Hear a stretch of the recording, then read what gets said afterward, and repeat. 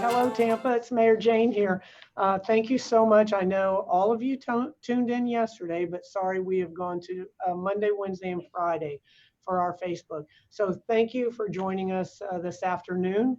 I know you have a lot to do, and I appreciate you taking the time out to allow us to inform you on issues that are important in our community. Today we have an incredible guest, the president of USF. I told him that I wore my green and gold on Monday, and there was a scheduling issue, but that's okay. He's here today. So we have Steven Currall here with us today. Welcome, sir. Thank you, Mayor. And I can't wait to get to talk to you and ask you some questions about what's going on, not only at USF, but with COVID-19. Thank you for having us. I will get started as I always do and give an update on the number of cases. So in Hillsborough County, we have 1,494 cases in Hillsborough County, and that includes 44 deaths. To my knowledge, I did not go through line by line, but in the past, we have only had 4 individuals that were under the age of 60 that had died as a result of COVID-19. So again, the high risk categories are the elderly first and foremost. And we are doing everything that we can to protect our elderly community.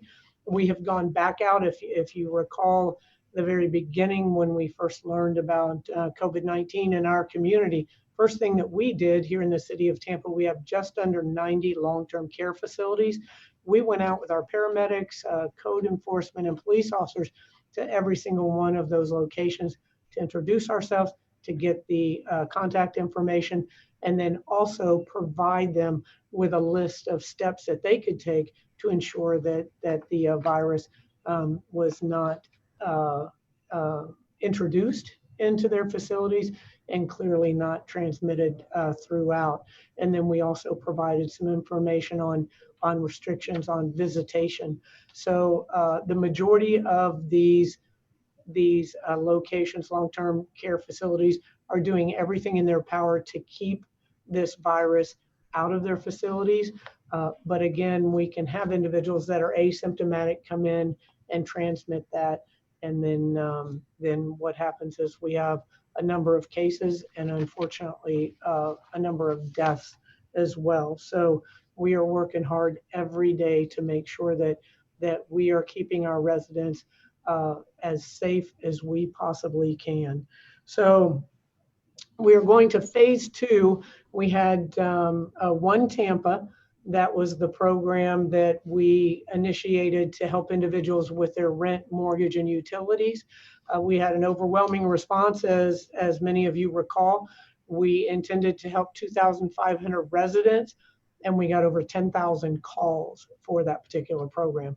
So we're still going through those applications for individuals, but the small businesses, we have put together $4 million from a variety of different sources, grants, private fundraising that I did, city emergency funding, CRAs. We put that together to help small businesses that were in low-income tract, census tract, or CRA areas. And the original restrictions we had on there were just too tight. 2 years in business, you had to have 5 or less employees and had to provide documentation. So we've talked to small businesses, and we've also talked to some subject matter experts, and we have relaxed a lot of those restrictions. So 1 year in business, doesn't matter the number of employees you have, you still have to be in that geographic area. $350,000 in profits a year, and then you don't have to provide any of the paperwork, because if you are in one of those eligible service provision areas, restaurants, barbershops, nail salons, beauticians, clearly you had to shut down. So the result of that is a negative economic impact. And so please go to onetampa.org. If you're a small business, we're starting the application process, pre-approval, from June 1st to June 4th. So if you own a small business in a low-income census tract or in a CRA area, and to my knowledge, they have an icon that you can click on onetampa.com, and you put in the address of your business, and it will tell you if you're in that particular area or not. So please go on and sign up for that. If you have any questions, you need to talk to somebody, you can call 1-833-TPA-INFO, 1-833-TPA-INFO. Very important. Lift Up Local, still going very well. We went through the weekend. We had compliance in the vast majority of businesses. So that went very, very well. We're waiting to see what the governor may do in the second phase. He has allowed barbershops, beauty salons, nail salons to open up with very tight restrictions on that. And we haven't seen any issues in that particular area as well. The Lift Up Local has been very, very popular as well. I've shared the information with the mayor of Chicago, shared it today with the mayor of Miami. So there are a lot of cities around the United States that are calling to see what we did to help out our local restaurants and our local retail, because it's all about, doing what we can to safely reopen and get people back up on their feet. This is National Police Week. May 15th is actually Law Enforcement Memorial Day, and that is when we pay tribute to all of our law enforcement officers, but most specifically to those officers who have lost their lives in the line of duty. I'll tell you very quickly a event that I participated in as a police officer, and it's called the Police Unity Tour, and it's a 250-mile bike ride and groups of police officers and family members of officers who've been killed in the line of duty all ride together in groups from different areas of the United States and ride into DC, into the police memorial.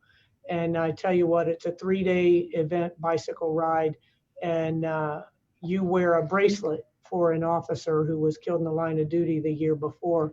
And when you get to the police memorial, you meet that officer's family and you give them that bracelet. And I'll tell you, being a police officer for 31 years, I've done a lot of things, but I've never been involved in anything that was as profound as that particular event. And I had the privilege of doing that on 5 different occasions. Unfortunately, a few of those were in honor of officers that we lost at the Tampa Police Department. But it was really, really something, and it was an honor for me to be involved in that. So we will acknowledge on the 15th. As I let you know the other day, last week we were supposed to have our annual law enforcement memorial, but we can't bring individuals together. And so there's a police car with every officer who's lost their life in the line of duty. It has their name and end of watch on the back of a police car. So I had 31 cars representing each individual who's lost their life around Likes Park across from the police station. And so as their name was read and the bell was rung, they would turn the lights off. So that was a very moving event as well. And you can find that on the police department's website. And speaking of websites, please go to tampagov.net and you'll find out everything that you need to know there about COVID-19. It'll talk about where the testing sites are, how you can get reservations to go out and get a test. You need to go out and get a test.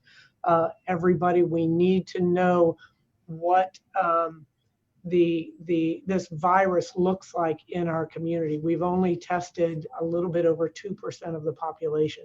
So it's difficult to make decisions based on 2% of the data.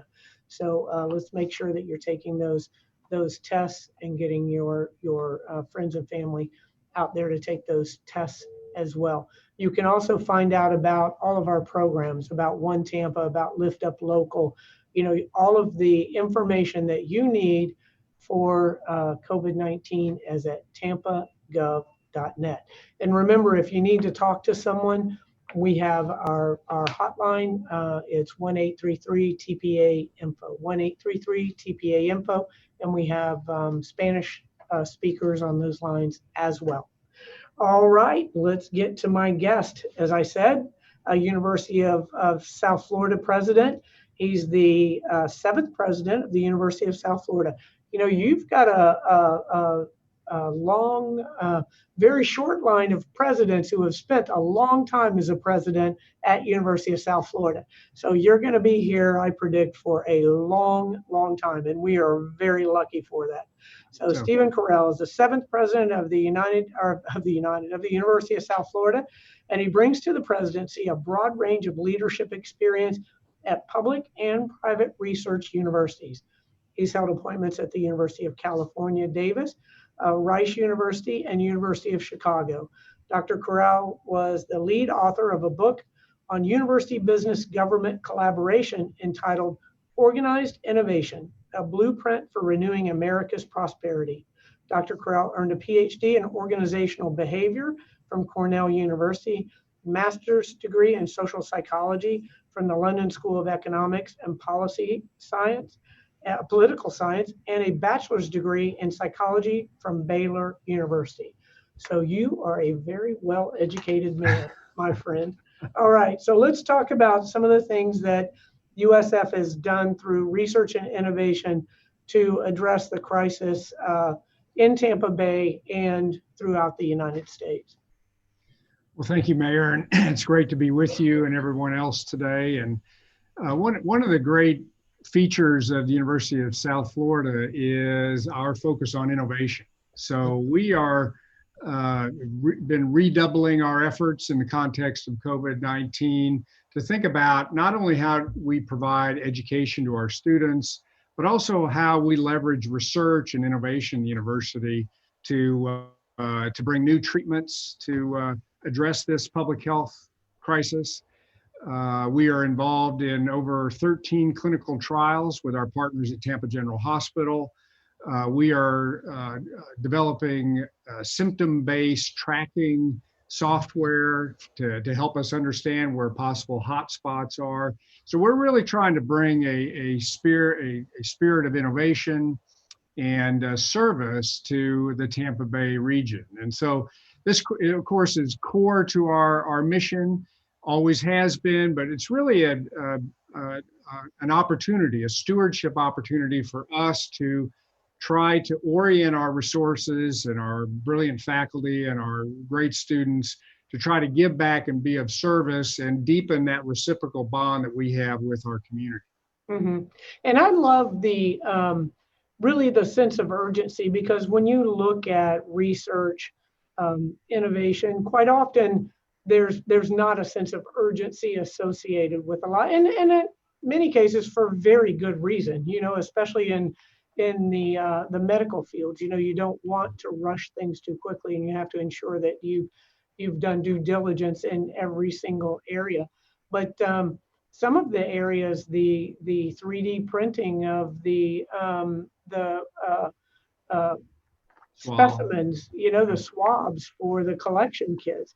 I mean, that's just amazing. So USF developed this technology that literally is being used around the world now. It's just incredible.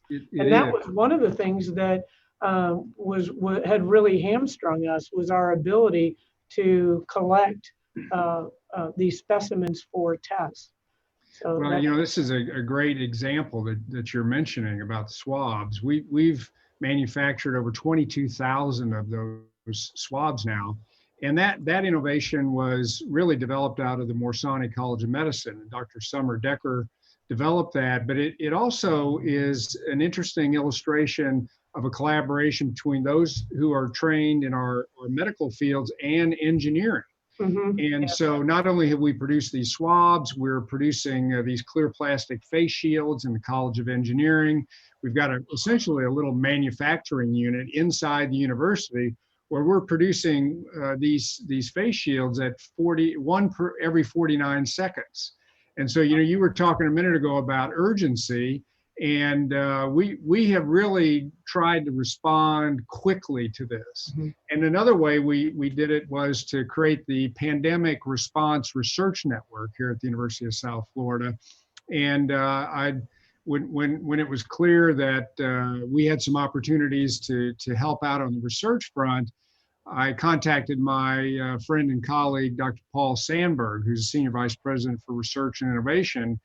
And I said, Paul, I want you to create a task force of faculty to develop a plan for how we're going to respond, how we can leverage our research and innovation activities to support our community. And I said, you know, I want the initial report done in 4 days. And he and the faculty came together in this Herculean effort, and they delivered. They delivered in just a few days a preliminary plan, and then a more elaborate process. And we've now spent $340,000 of our own money at the university to support these seed research funding ideas that our faculty have around the virus, around protective equipment, about the psychology of transitioning in the workplace from being in the office to remote work. And so we've really been pretty quick. We've been fast moving, and it's really a testament to the great spirit of community and can-do attitude here at the university. Yes. It really is, and I tell you that that comes from the leader without a doubt. You know, where you say get this done quickly, Right. and you know, I've seen it happen on so many different fronts. And another aspect of that are the different organizations, the different groups that are coming together that had been competitors in the past.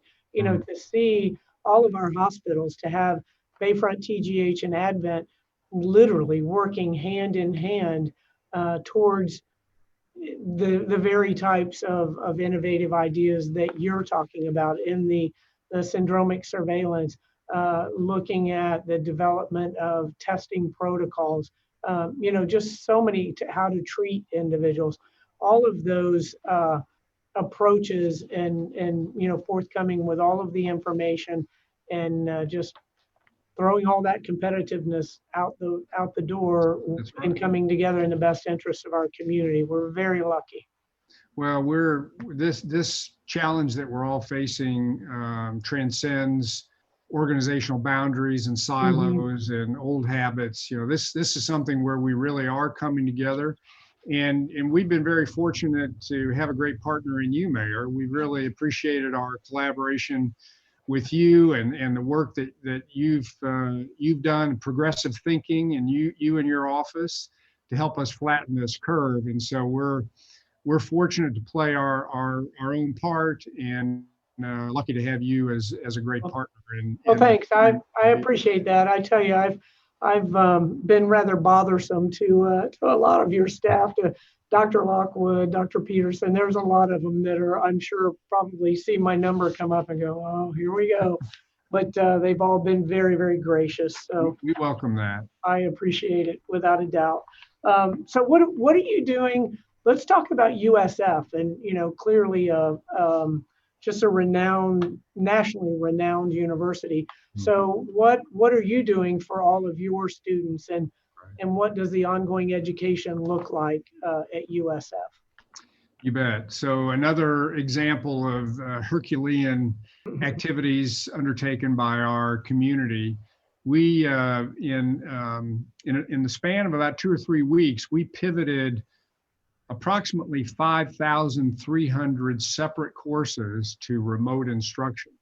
So that's a great testament to our faculty who have adjusted to remote instruction. And we did this, as I said, just in a matter of 2 or 3 weeks when it became clear that we had to transition really in the middle of the semester to remote instruction. So we're very grateful to our faculty and staff and our information technology colleagues who had the foresight of actually planning. So we actually had the platforms, and that's one of the things that Wow. we think is a great strength of the University of South Florida is we had the information technology platforms that allowed us to transition and pivot so quickly. So it's really hats off to our colleagues who had the planning Hmm. thoughtfulness to get us ready. But we've also, you know, we're very mindful of financial challenges of our students. So 41% of our students are Pell eligible, which is really an astronomical figure and really illustrates the range of diversity, the socioeconomic diversity at the Hmm. University of South Right. Florida. And so we have been very aggressive in raising philanthropic money. So we've raised a little over $330,000 for our students through the USF United Support Fund. And we've been very gratified by that, by the support there. And that money has come in from philanthropists and other donors, and it just goes right back out to our students. So we've had nearly 1,500 applications for this money. And as soon as we get it, it just goes right back out to our students. And the same is true for the federal support that we get. So we received $17 million of funding from the CARES Act. It's federal funding. That money hits our accounts, and we just distribute it right back out to our students to help them pay for rent and food and educational materials, laptops, cameras, and things like that for them to be able to take advantage of remote instruction. So we've tried to be a catalyst. We're kind of this nexus where resources come in, and those go right back out to our students. Good, good. That's so wonderful, and it really shows the spirit of the USF alumni and others in Right. the community that understand the importance. And I tell you too, one of the things that I just had this conversation yesterday about building upon our internship program. I just had a presentation on a dashboard that was built for our um, economic and our development and economic services group, and it was built by a USF student intern, and it was just incredible. And we have, as you know, we've partnered with your urban planners in the past, and we have a couple of other projects that we're going to partner with as well. And so I see that as a win-win. Clearly, the city and our citizens get to benefit from the intellect of your students, but then also the students get that real world experience. So it really is a great relationship that is very, very much appreciated. So you guys had your, oh, go ahead. I'm glad you mentioned economic development, because one of the other ways we've contributed, in addition to Morsani College of Medicine, College of Public Health, pharmacy, nursing, engineering, but the Mumaw College of Business has also been very progressive in doing analysis of economic conditions as they change. And now, of course, we know that many people are suffering very difficult economic circumstances. And so our faculty and students have been working to provide analysis that is helpful there. And we've also created a new course in Mumaw College called Leadership in Crisis Situations. Oh. And so we have 4,500 participants in a free course about how to manage in a crisis situation. Wow. So we talked a little bit about urgency a while back, a few minutes ago, and that's another example of us responding in a very prompt way to these difficult circumstances to help equip people how to navigate through this situation. Mm-hmm. Yeah, that's great. Getting them prepared. So let's talk about your spring commencement ceremony this past weekend that was held virtually. So tell us a little bit about that. Well, that was Saturday, May 9th, and because of the circumstances, we did have to hold that virtually. So we recorded messages. I recorded messages, and all the presidents of our student governments here at Tampa campus, St. Petersburg campus, and Sarasota Manatee also recorded their remarks. And we really strove to maintain a sense of community. Again, that's this commitment we have to community within the university, but also our commitment to the communities that we serve externally is a very important priority for me and my leadership team. And so we did a lot to try to create that sense of community, even though the ceremony was virtual. And we also were really thrilled with you delivered a message, a congratulatory message to our graduates. So we appreciate that. Many of the landmarks around Tampa Bay region were lit up green and gold. Yes, we had our city hall. Yes, that's right, exactly. Celebrate our graduates. And so we did a lot of things to help them feel there was a sense of community and recognition of this important milestone in their careers. We graduated almost 7,500 students. Wow. And we had their names on the screen going across in the virtual ceremony. We actually had one graduate who is only 18 years old. So this is a woman, Natalie Rodriguez, who got an undergraduate degree at the age of 18. And then we had another graduate at the age of 68. So great. Oh my gosh, that's wonderful. Great range of our graduates. And that just another example of the kind of diversity that we have at the University of South Florida. That's wonderful. And it is, you when you think about those things, people that have been impacted in so many different ways.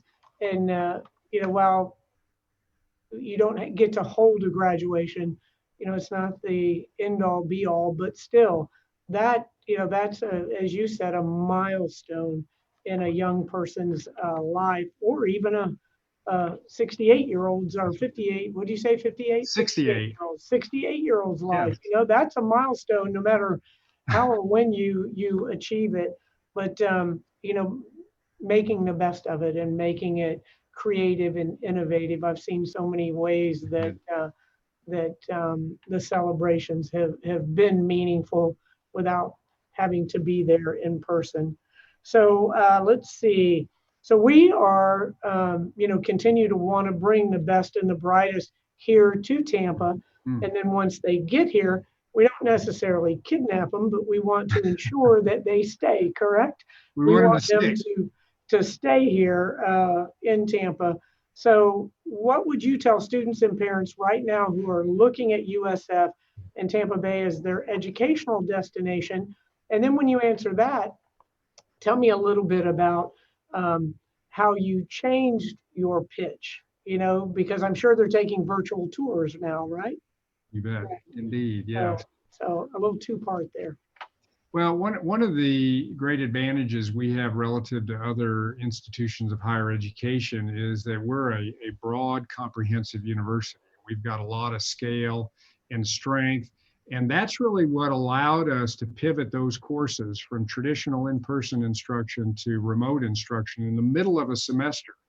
And so we have a lot of resources there. We're also very progressive in thinking about community. So some of our students traditionally have been in residential instruction, living on campus. Some live off campus, but we're being very progressive about community. So there's lots of ways to have community. There's in person, there's also digital communities. So we have a group thinking about how to do that as well.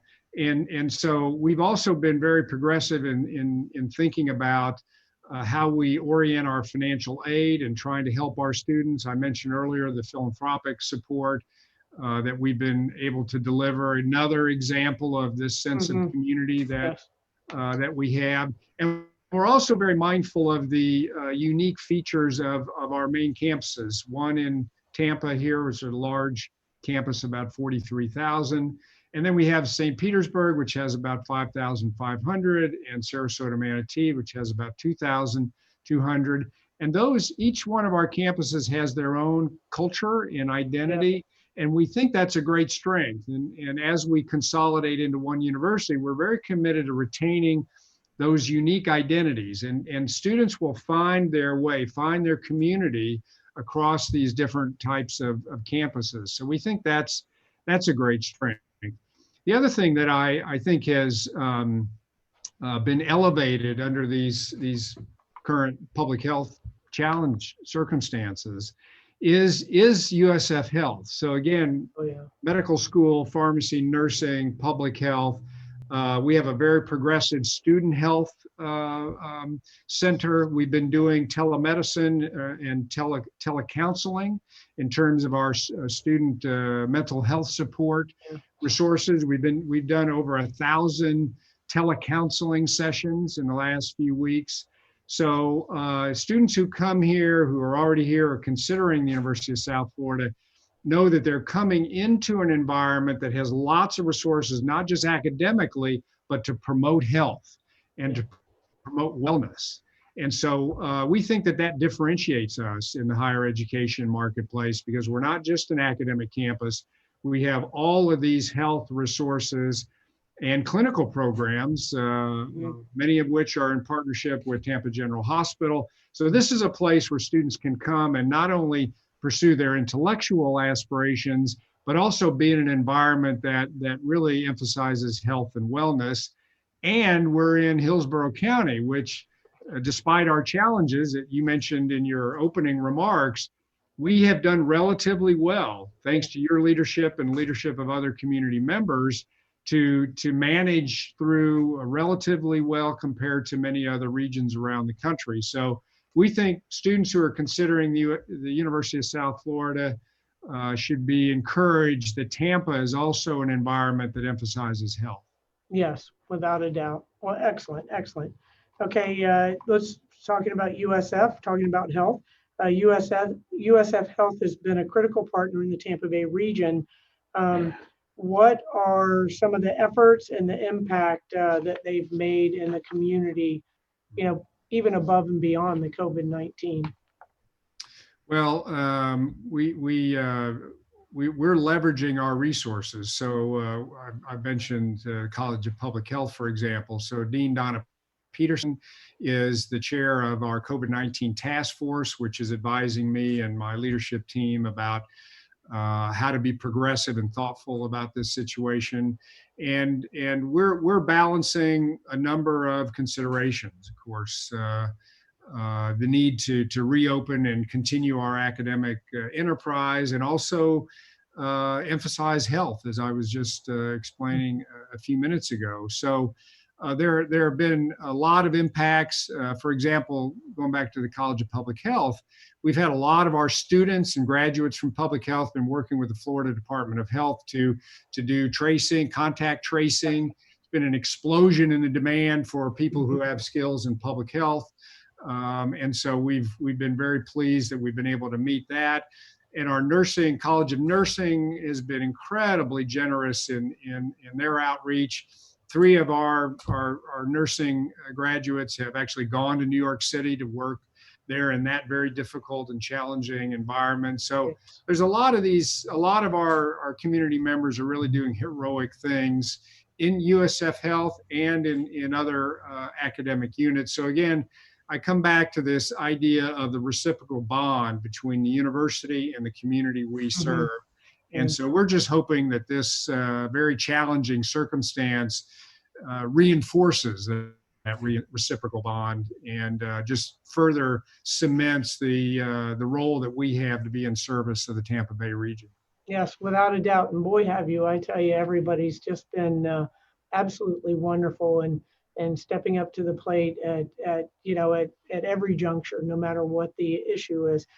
As we close out, let's talk just a little bit about USF school, USF Marsani School of Medicine, and the building itself is nothing short of amazing. And so a couple of the things, for example, they have the research lab that, most often, I guess if we had basements in Florida, would be put in a basement. You think of research as kind of the dark, and but it's right out in the middle. It's glass all the way around. And then they talked about researchers and how they have a tendency not to be antisocial, but a little bit quiet, solitary. Yeah, there you go.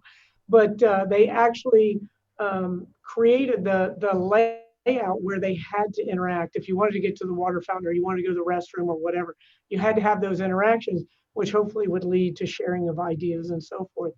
Another one was the medical students that you usually went year by year by year, but now they are all assigned to a particular pod. And so you will have the fourth year schools with the freshmen. And so they have to interact, and you get to learn from, you get to be the low guy on the totem pole. And then you're up to the one who's getting ready to graduate, but you have that sharing of knowledge and that sense of community as well, which I think is fascinating.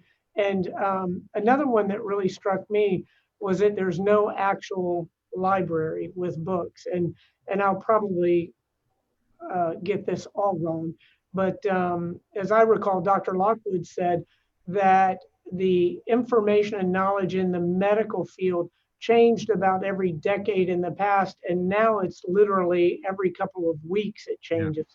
So everything is virtual. All there's no books. Everything is virtual, and there was an entire wall that was interactive, and you could get up and you could research information, you could look things up, you could speak virtually with your professor, whatever you needed to do. So just give us a couple of highlights of that medical school, because I don't think there's any other of its kind in the nation. Well, that is such an exciting development for the university and for Tampa. We're excited that the Marsani College of Medicine building on Water Street is going to be a human capital magnet. So it is going to continue to pull people into downtown Tampa, and with us serving as that academic and clinical institution in the context of other commercial and residential construction there is is adding to the diversity of that ecosystem downtown. And we think that's going to strengthen downtown a lot. And it's bringing people in there who are brilliant researchers and very bright medical students. And then, as you were describing, within that building, it is deliberately structured so people have to interact. Yes. They have to engage with each other.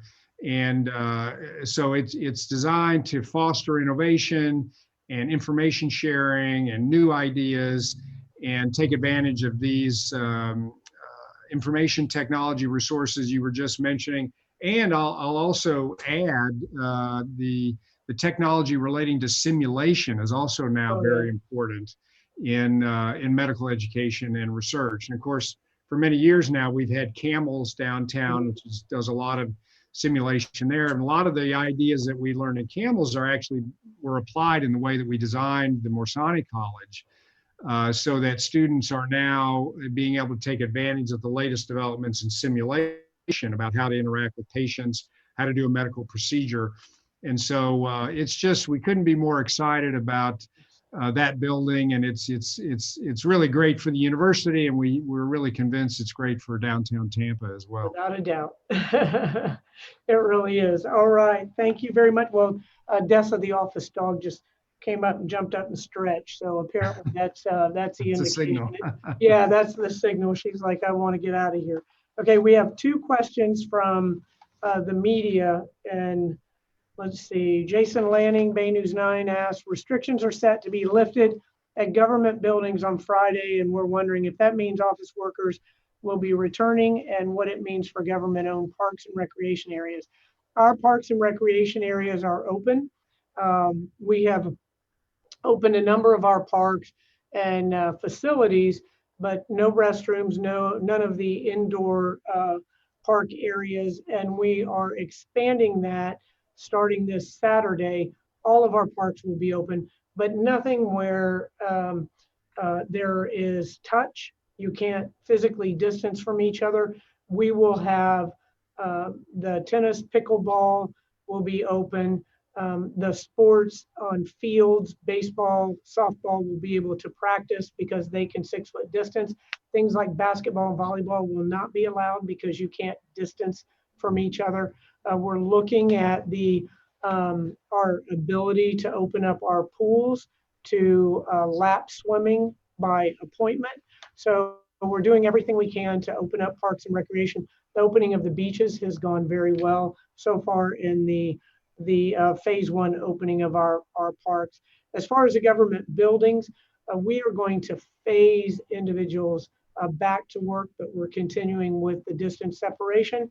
And if we can continue to work from home, we're going to do that. You know, I think the longer that we can avoid bringing people into indoors and into tight spaces, the better we will be. Lori Davison, also at Bay News 9, when do you anticipate the reopening of USF for in-person classes? And do you anticipate making changes to classrooms, class sizes, requiring masks, et cetera, to accommodate students coming back? So we are equipping ourselves and informing ourselves to make a wise and prudent decision about the autumn semester. So that's what higher education is thinking about at the moment. The summer, we've already committed to remote instruction. The question in higher education at the moment is really what to do about the autumn. And we intend, we hope, to reintroduce in-person instruction in the autumn semester. So that may be done in a phase-like manner. It'll have to be done with those precautions and accommodations that you were just describing in terms of masks and different configurations of space to ensure physical distancing. But we think that it's vital to continue our mission, and that involves being a community and being together, not just virtually, but physically. So we're trying to make wise decisions right now. And Mayor, as you mentioned, the medical developments are coming in fast and furious. So we're later this summer, certainly by early to mid-July, we will have made a decision about the autumn semester. So we're trying to gather as much information as we can, and yet also be prompt and expeditious in announcing our intentions Right. to our current students and prospective students. So that's the balance we're striking, but we very much hope that we can do Right. in-person instruction. Yeah, and some of these decisions, are just too difficult to make right now. You don't want to Right. make a definitive decision not Exactly. to hold those classes and then come to find out that you could. Exactly. And in such a fluid and dynamic situation that we have right now, more time, the better. That's All right. right. Are you seeing any drops in enrollment for the summer and spring? No, we're steady there. The most interesting thing is we're actually seeing an uptick in our expected enrollees for the autumn semester. So many people find that surprising, but we're actually ahead where we were a year ago in terms of the number of deposits, the students that submitted deposits signaling their intention to enroll. So we're actually ahead of where we were last year. So it's a fascinating, somewhat unpredictable environment, but we're hoping to be able to accommodate those students in an in-person instruction environment, or perhaps a hybrid online and in-person instruction environment in the autumn. Okay, and lastly, a question about fees. Do you have any thoughts or plans about getting rid of some of the fees that are associated with online classes, since they are all online, or athletics, since there aren't any athletics going on now? Well, we've been deliberating about that, and are intending to follow a principle of fairness. So we've already refunded housing expenses to our students, and dining expenses as well. We've already done that, and refunded millions of dollars back to our students. And we're trying to be very thoughtful about this link between fees and the services that our students get. We also still have fixed costs, and some of those, those costs have to be covered by student fees. So we're just trying to follow a principle of fairness and thoughtfulness about the way we think about the many different fees that are associated with the services that we deliver. So there'll be more information about our position on fees over the next several weeks, but we've been committed to a principle of fairness, and we intend to continue to follow that. Well, excellent. Of course, one of my sons chose to live in an off-campus apartment, so Right. stuck paying for an empty apartment, but such is life. But thank you so much, Doctor. I really, really do appreciate it. And this was incredibly informative to our community. Thanks again for the outstanding relationship. And I look forward to getting to see you in person in the hopefully not too distant future. And then also, today is Councilman Bill Carlson's birthday. So happy birthday to you. I heard a rumor that he's 29, so we'll all stick with that. Although I know his kids are old. Just kidding. Happy birthday, Bill Carlson. And everyone remember, it is our goal to make kindness more contagious than this virus in our community. So be safe, stay healthy, remain calm, be kind, and if at all possible, stay home whenever you can. Thank you all, and God bless.